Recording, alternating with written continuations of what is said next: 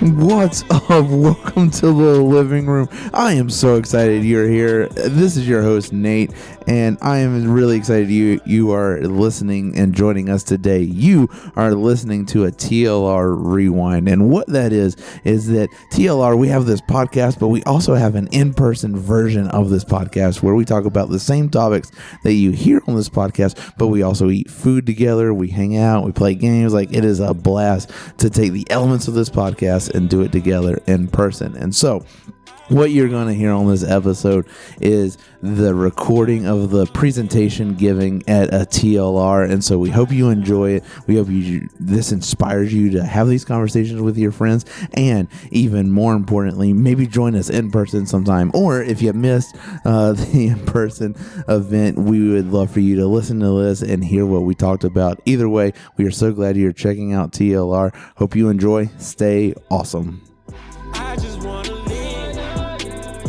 So I asked on Instagram, what is true love? And every single person that responded gave me a different answer. And the answers range. There's some common themes. But some people said it's indescribable. Some people said it didn't exist. Some people gave me their definition. And it's very interesting to me that, like, something that, like, I think, again, is ingrained in a lot of us to be looking for, this deep connection that we're wired for, yet it's still really hard to define and to explain. And that's part of why, like, in dating, like, it's awkward. And, like, you're like, do we connect? Are we connecting? What are we connecting on? And so I know it can be a challenge to define, but that's where what we're going to look at today, I think, will be really beneficial and helpful to consider. Regardless of what you think about God, regardless of what you think about Jesus, I think that there will be something here for you to consider. And what we're going to look at is written by this man named Paul. And Paul, I say this pretty much every time I talk about him. What's interesting about him, and the reason we take what he says seriously, is that he went from hating Christians to being one. He went from arresting Christians and killing them to being one of the biggest champions of that. And that all started because he had this encounter with Jesus. And after he had this encounter with Jesus, he then spent several years, like, learning about Jesus, learning from the people who were around Jesus. And then he started planting or creating these Jesus communities, and then he would write letters to them, encouraging them, teaching them, and really making this faith, this following Jesus, practical. Because here's what's important to know is that if you're a Jesus follower, which if you're not, that's totally fine. We're glad that you're here. But if you're a Jesus follower, the thing is, love has been defined for us already. And that definition, Jesus said it himself. He said, you're supposed to love other people. That includes any relationship, especially a dating one. You're supposed to love other people as I have loved you. Now, that's cool to know, but that's not very practical. If I was like, go love like Jesus, you're like, great, Nate. What does that mean exactly? Like, what are the rules? And so Paul comes along and he goes, guys, I'm going to help make this practical and put this in some really practical terms. And so that's what we're going to look at. He defines love, and particularly he defines love as how Jesus loved us, but he puts some real practical handles on it. Again, if you not sure what you think about God, not sure what you think about Jesus, you can pick and choose these things. You can be like, that's interesting, Nate, but I'm not going to apply any of this. And that's totally fine. But for those of us who we want to follow Jesus, I think we should pay attention to this. Lastly, if you've ever been to a wedding, you've probably heard this. And so there's a chance that maybe you already know this and you skip ahead some, but we're going to go through this slowly. So Paul, writing this letter, trying to define love, trying to give some really good handles on it, like, what is love? He starts off with this. Love is patient. Love is patient. Patience means we go at your pace, not my pace. That means love is not pushy, right? Love is not saying, hey, pressuring somebody into doing something. That's not love. Love is patient. He continues, love is kind. Really, okay? Like, love being kindness. There's, the thing to think about here is that, like, sadly, I see this sometimes, and maybe some of you have experienced this, that there are times that somebody, a partner that we're dating, they can They can be mean to everyone else, but they're nice to us and it makes us feel special. That's not love, okay? Love is kind, all right? Kind, and if somebody is being mean to everyone else, but they're nice to you, it's only a matter of time until that unkindness reaches you, because love is kind. Talking about love, it does not envy. It does not boast. It is not proud. Love doesn't compare. Love isn't keeping a scoreboard. Love isn't saying, hey, I know you did something really cool, but let me one-up you and tell you how much better I am. Okay? Love, it doesn't look at the other person like, man, I wish I had that, and I'm going to actually lower you so I feel better about myself. Love is humble, right? It is not proud. It is humble. It is the other person first. Continuing with this, it does not dishonor others. It is not self-seeking. This one's a big one in our culture, okay? Love doesn't make a liar out of someone, because that's not honoring. Love doesn't put someone in the position where they need to compromise their values to stay in that relationship. That's not love. Okay? Love doesn't set somebody up that when they think back on your relationship, that they have to lie about it or be like, I actually don't want to talk about that. That isn't love. Love honors. And I know honor can be a vague term, but here's the thing. You know how to do this. I can prove it pretty quickly, because if you think about your favorite celebrity, okay, maybe an artist, maybe a movie star, a YouTuber, a gamer, your favorite celebrity, okay, if they showed up at your house, what would you do? You'd be like, oh my gosh, come in, like, can I get you a drink? Like, I'm going to cook dinner for you. You talk. Like, I don't want to talk. I want to hear from you. Like, that's so great. I'm so glad. Here, have the most comfy seat, okay? You can get my recliner, okay? Like, I give you my seat. You know how to honor someone, okay? That is what love does. Love does not dishonor. Self-seeking, we don't really use that word. The word we use is selfish, right? That love is not selfish. It is the other person first. Continuing on, love, it is not easily angered. It keeps no record of wrongs. The emphasis here being on easily angered. All of us get angry at some point, but love doesn't easily get angered. Love doesn't have a quick temper that's just going to explode on you at any moment where you're walking on eggshells. Again, it's not keeping score. It's not saying, hey, this is the 5th time this week you've messed up, right? That isn't loving. And then Paul wraps up with this crescendo, just where he's just trying to mail it home and just really hit us with this. He says, love does not delight in evil, but rejoices with the truth. It always protects, always trusts, always hopes, and always perseveres. I mean, think about that. Who would not want to be on the receiving end of that? The relationship you're in, always hoping for the best, persevering through hard times, rejoicing in the truth, right? Protecting, trusting. That is an amazing relationship to be on the receiving end of. Now, where the rubber meets the road with this, though, is, of course, we would like to receive that. It's loving other people like that when we have to do the work that's a little bit more of a challenge. Because this type of love takes work and effort on the person giving it. Now, again, you may have your own definition of love, especially when it comes to dating. But I share this because if you want to date in a healthy way, one of the best places you can start is defining your values. Okay? Because from that, you can have this almost like rubric or criteria that you're like, hey, this is what I'm going to evaluate on.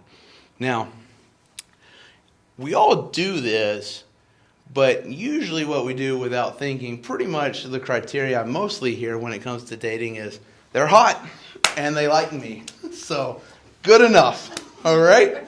And we call it a day, right? And we have this hope that because we're attracted to each other, okay, that it's the right person and that it'll work out, okay? When I say this, I don't want to push too much, but I'm going to push a little bit, because this idea that you meet the right person and you just fall in love and you get the butterflies when they notice you and you're like, oh, that's so sweet, and like you feel good, okay? It's a great feeling. It really, really is. But this idea that you just meet the right person and everything works out, that's what happens in fairy tales, okay? Because in fairy tales is when, somebody meets the other person, they lose their shoe, that person returns that shoe, and then it's a happily ever after. At no point do we have to work through the trauma of having abusive stepsisters and stepmother, okay? We don't have to work through that. Or, another one is your father gets kidnapped, you go and try to rescue your father. Now you're the kidnapped one, but somehow through all that you fall in love with that person, and then they're no longer a beast anymore, and we never have to work through the fact you kidnapped my father. We're just now in love, and it all worked out great.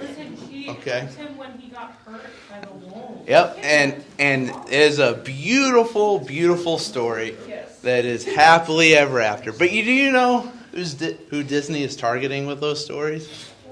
Children. Okay? And my friends, you're adults, and you are smart enough to know that in the real world, love doesn't work out like a fairy tale. Now, if this seems like I'm pushing too hard, here's the good news. This is not an uncommon problem. Apparently this was happening even 2,000 years ago, because Paul, as he's wrapping up talking about love, he wraps up with this. He says, when I was a child, I talked like a child. I thought like a child. I reasoned like a child. When I thought about love, I thought about it like a child. But when I became a man, I put the ways of childhood behind me. I grew up. I faced reality that love takes work, that love takes effort on my part, that sometimes just because I'm attracted to someone is not a good barometer of if it's going to be a healthy relationship. And so as we start to wrap up, where this intersects with you in your life is that, again, I know dating is a huge, important part of life. And I am not against dating. I think dating has a ton of potential, okay? But like anything that has a ton of potential, it has potential to be really, really good and healthy and help you grow and help you get to the places you ultimately want to be. Not what I'm saying you need to be, but where you want to be. Likewise, with anything with a lot of potential, it has the potential to have you end up in a place you don't actually want to be, in a direction you don't want to go. And so with something that has this much potential, it is important to think through and to define and have a little better criteria than just they're hot and they like me. It is important to have some values that you are looking at, because from that, you can work to be the type of person that loves in that direction. And you can look for the people that are loving other people and have the potential for loving you in that direction as well. And so, on a very practical level, one of the first things, again, if you're a Christian, I would encourage you to consider Jesus' definition, Paul's definition based off of Jesus on love. But if you're not, you can decide. Okay, but I would encourage you to really think about it. What are the values you're looking for? And are the people you're dating or considering dating, do they match those values? Because if not, you may end up in a wrong direction you don't want to be. Some of you have some growing to do in your life to be more like the type of person that we described. And my friends, if that's you, I just want to let you know that it is very challenging to grow, to be more patient, to be more kind, to not be easily angered, to not be self-seeking. It is very difficult to work on that when you are constantly trying to be in a relationship. And for some of you, that means you might need to take an extended time, like a year off of dating, and be like, I'm going to work on myself for the next year. I know a year seems like forever, and like, what if somebody comes along?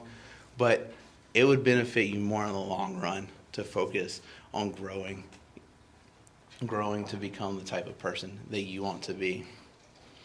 Lastly, some of you may be in a relationship and you know you shouldn't be in it anymore. And that's tough because you really want to be connected. But with something with this much potential, it is worth considering. Am I really in the relationship that I want to be? As I close this, I know that this can be a heavy topic and be a thing, but it is the thing that has so much potential in either direction. And my dream for us talking about it, my dream was sharing this definition with you guys, is that imagine if we were the community that worked together to be that type of person that we described. Imagine if we were the community that when we see somebody not living in those values that they want, we're like, hey friend, like with a lot of love and grace, hey, like you're not moving in the direction you want to do. Or when we see somebody in a relationship that is not being loved or cared in the way that they deserve, the way that each and every one of you deserves to be in, we say, hey, your partner, they're not really treating you with the love and respect. And I know that's a tough conversation, but imagine the healing and the growth that would happen if we got that right. And I know it's messy, and I know it's tricky, and I know there's a lot of emotions. I get it. But with something that has this much potential in our life, it's worth us spending time thinking about. I'll close with this. Every time I share this, I know it's someone, at least one person, maybe all of you are thinking, Nate, you're old, okay? This is old school, okay? Nobody dates like this, okay? All right? Nobody actually does this, Nate. Like, come on. Like, you've been out of the game for a while, okay? You don't know how dating works. And that's fair, okay? I can understand that pushback if that's in your mind. But here's what I would encourage you to consider, okay? If you, from personal experience or the experience of others, look and evaluate at what happens the way most people date, and you're like, I don't like what's happened in my life usually. Like, dating just hasn't gone well. Or if you look at other people's lives and like, it doesn't seem dating goes well. Well, my friends, if you want different results, you got to do something different. And so if you want to have better, healthier relationships than your friends, than your peers, you need to date in a different way. If you date the way that everybody else does, continues this cycle, right, then that is what you can expect. But if you put the work in to become the type of person that you love in a healthy way, and you make sure to evaluate that the people you're going to date are also loving in a healthy way, you will be in healthier relationships. And who knows where that relationship will go? Who knows where life will take you? But both of you will be in healthier places and grow because of that, rather than moving in directions you don't want to be in. What I want to close with is two very quick things. That first, I know that dating can be the source of a lot, like we talked about last week, a lot of regrets in life. And if that is you, I want you to know that, like, my hope is that you don't feel guilt or shame in talking about this, but that we start making and encouraging each other to make different and better decisions. And because, as I shared last week, just because like you may have made mistakes in your past and stuff, that doesn't define where you're at now or your future. And I believe that, and one of the reasons I believe that wholeheartedly is because we see that Jesus, through our Heavenly Father, has forgiven us. And so if God has forgiven you, you may spend the rest of your life struggling to forgive yourself, but God has already forgiven you. And so I hope that if that is you, or if that's somebody you know, that you can walk in confidence in that, and not just in dating, but especially in dating. Well, last thing I want to say, one of the reasons I'm so passionate about this, and one of the reasons that we're starting off the year with this, is that I really, really hope that you have amazing relationships. I really, really do. Because it can be one of the biggest sources of joy, but it can also be one of the biggest sources of pain and hurt. And so I want you to put the grown-up adult work in to making sure that you are seeking healthy relationships, because I know the feelings of butterflies that can drive a lot of our decision making, but then end up in places we don't want to be. But again, thank you for putting the work in, being in here and talking about this. I'm very, very thankful for each and every one of you. I just wanna live. Thank you so much for checking out a TLR Rewind. Again, we hope that this inspires you to have these conversations. Some of the questions you heard us share, we hope that you would ask friends this, or at least ask yourself this. We also hope that you would check out a TLR event if you are in Rhode Island. They happen on Thursday nights at 7 during the school year. Make sure to check our Instagram for all that information. And all of this information, all the questions we asked will be in our show notes, so make sure to check that out. But again, we hope this inspires you to continue the conversations with yourself, with your friends, with your family. Thank you so much for being part of the Living Room family. Stay awesome, my friends.